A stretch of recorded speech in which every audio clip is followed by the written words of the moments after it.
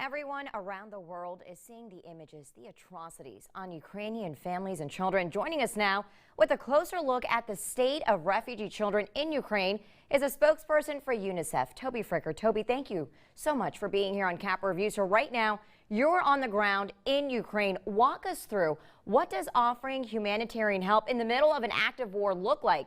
I mean, what are some of your primary goals on a day-to-day in Ukraine? Yeah, no, thanks so much for having me and UNICEF on today. Well, the crisis is a massive child protection crisis, and the needs are huge across the country for children, both children who are stuck in areas where there's heavy fighting, but also the more than 2.5 million children who are displaced within Ukraine, and the further more than 2 million children who are displaced or outside of the country who have fled for safety. So what we're trying to do is, first of all, get some relief to the most vulnerable children who are stuck in areas where there's heavy fighting, and that means getting supplies, so medical equipment to health facilities as quickly as we can, surgical kits, midwifery kits even for maternity hospitals. I was at a hospital the other day in the basement where they'd moved the babies, premature babies, downstairs just for safety, and we managed to provide some equipment there. We managed to refurbish the hospital in the basement a little bit as well.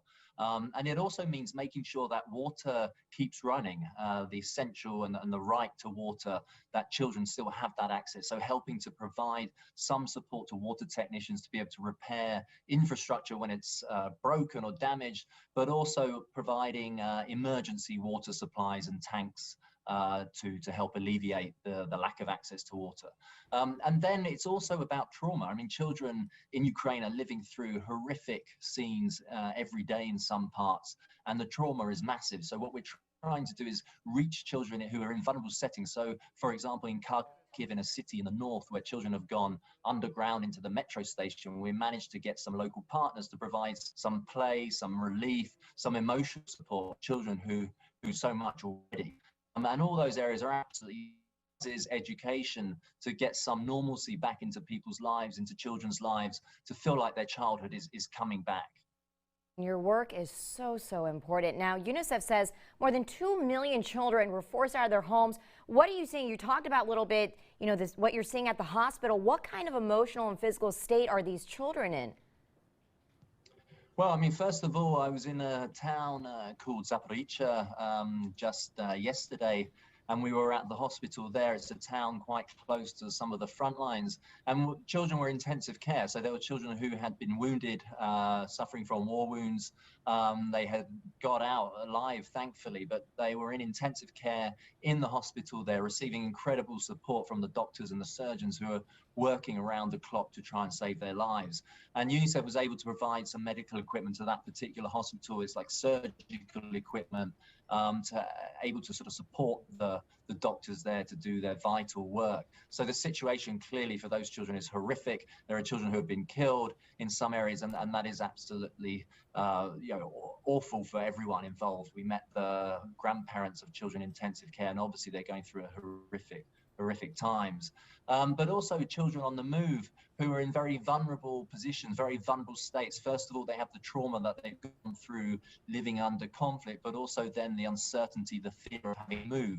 And most of them only with their mothers or with extended family, with fathers left behind in the conflict zones. So we're hoping to, in trying to reach those children with the psychosocial support, with some emotional support, and with some areas to sort of light relief, to play, to be able to engage and to talk to other children, be with other children, be with trusted adults as well.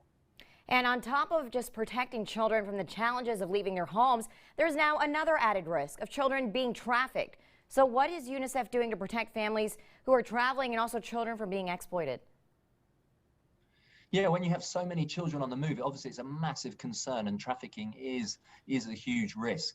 And so what we're trying to do is improve sort of screening at key transit points. So inside Ukraine, there are areas where children and mothers and family go through more than others. And at those points, we're setting up centers that can provide immediate support, but also can help to do some screening. So making sure that that child is with someone who's caring and nurturing for them, someone that they know, hopefully their mother, direct family or extended family. And then at border posts across the region, we're also setting up what are called blue dots, and those are like sort of one-stop shops where mothers, where families can get information and guidance, and also get more awareness of the risks of trafficking. So there are people there who may be trying to help, but actually not with the right intentions, and so they are aware of the risks that are out there. But also, again, the screening is vital, and the national authorities across the region are doing a great job, but it's about strengthening that, and UNICEF supporting as much as we can. All right, a lot more to talk about with Toby Fricker. When we come back, we're learning more about what is happening in Bucha, where hundreds of Ukrainians were killed. We'll be right back. You're watching Capitol Review.